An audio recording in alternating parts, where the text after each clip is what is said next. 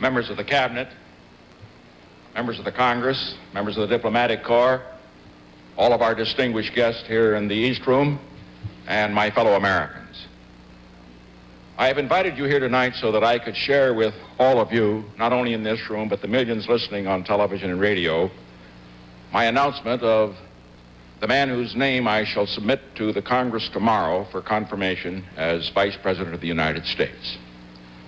I shall ask the Congress tonight, and also when I submit the name tomorrow, to act as expeditiously as possible on this nomination because of the great challenges we face at home and abroad today.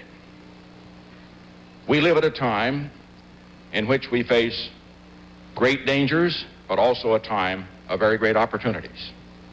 We can be thankful tonight that for the first time in 12 years, the United States is at peace with every nation of the world.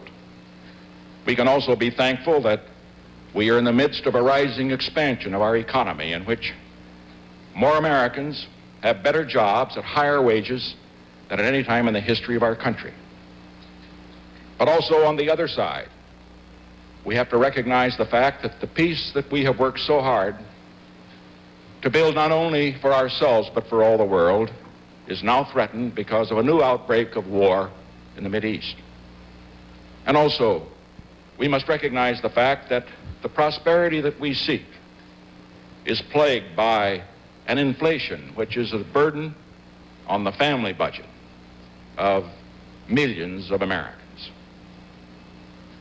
This is a time, therefore, that we need strong and effective leadership, because the hope of the world for peace lies with the leadership that we have here in the United States of America.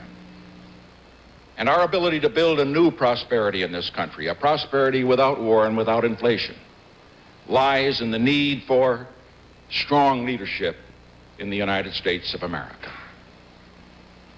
Never in our history has the world more needed a strong America, a united America, with both the power and the will to act in the spirit that made this a great country and that has kept it a free country.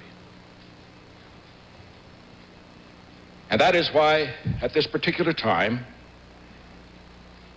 it is vital that we turn away from the obsessions of the past and turn to the great challenges of the future. This is a time for a new beginning for America. A new beginning in which we all dedicate ourselves to the tasks of meeting the challenges we face, seizing the opportunities for greatness, and meeting the dangers wherever they are, at home or abroad. And I am confident tonight, as I stand here before leaders of both parties, I'm confident we shall meet those dangers and also seize those opportunities. I am confident that we shall do so, but we can and will do so only if we have the support of millions of our fellow Americans all across this land. We can and will do so only if we have bipartisan support in the Congress of the United States in matters in which no partisanship should ever enter.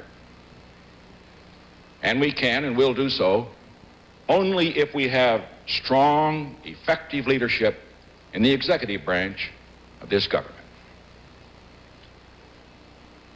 These were the considerations that I had in mind as I considered what man or other individual to select as the nominee for Vice President of the United States.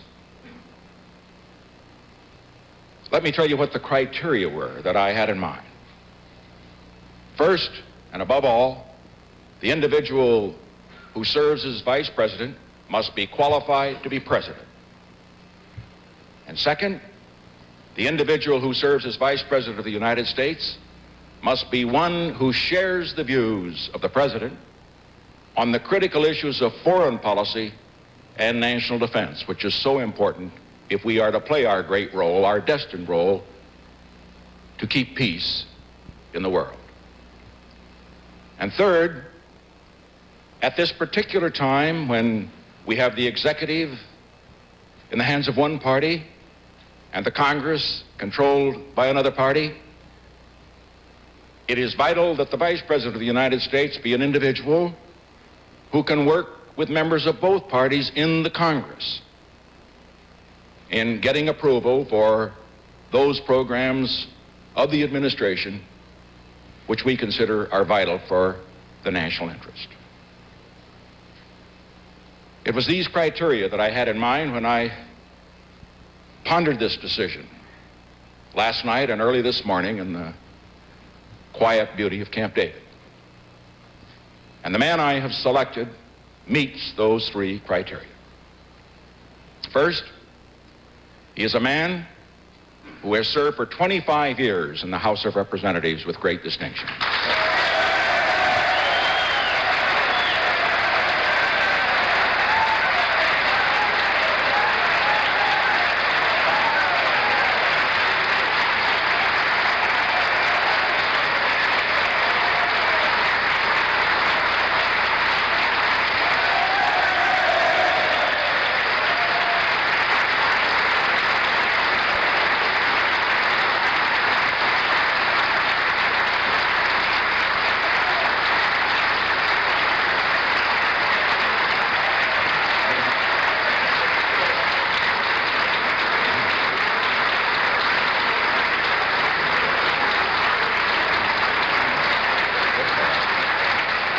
The man they're applauding is Congressman Gerald Ford, whom we announced earlier today on ABC News was the president's choice to be vice president. Please don't be premature. There are several here who served 25 years in the House of Representatives.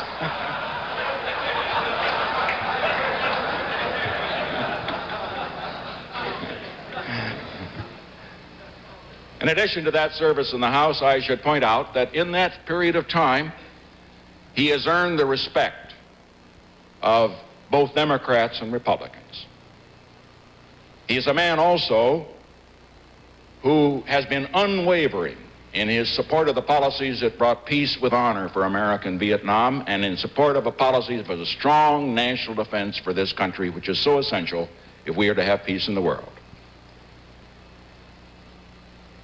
And above all, he is a man who, if the responsibilities of the great office that I hold should fall upon him, as has been the case with 8 vice presidents in our history, we could all say the leadership of America is in good hands.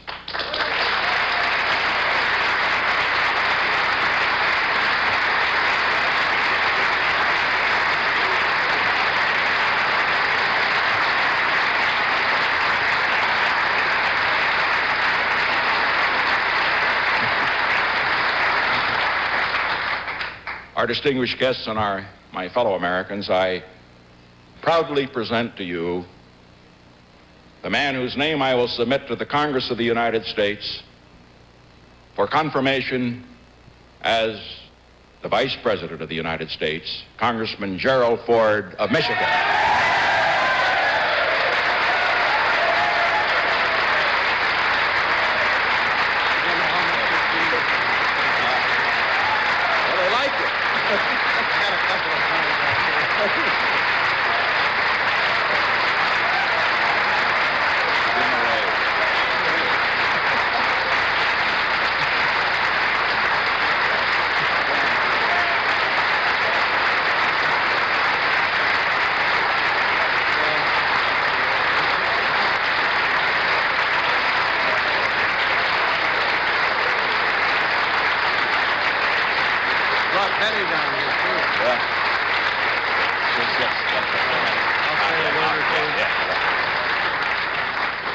Ladies and gentlemen, Congressman Ford knows the rules that since he now has to be confirmed by both houses, his remarks will be very brief.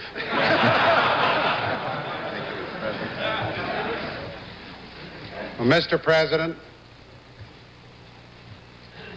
I'm deeply honored and I'm extremely grateful and I'm terribly humble. But I pledge to you, Mr. President, and I pledge to my colleagues in the Congress, and I pledge to the American people that to the best of my ability if confirmed by my colleagues in the Congress, that I will do my utmost to the best of my ability to serve this country well and to perform those duties that will be my new assignment as effectively and as efficiently and with as much accomplishment as possible. Mr. President, with pride, I have supported our country's policies, both at home and abroad, aimed at seeking peace worldwide and a better well-being for all of our citizens throughout our great land. And I will continue to work with you and with the Congress in the further implementation of those policies in the months and years ahead. It seems to me that we want in America a united America. I hope I have some assets that might be helpful in working with the Congress and doing what I can throughout our country to make America a united America.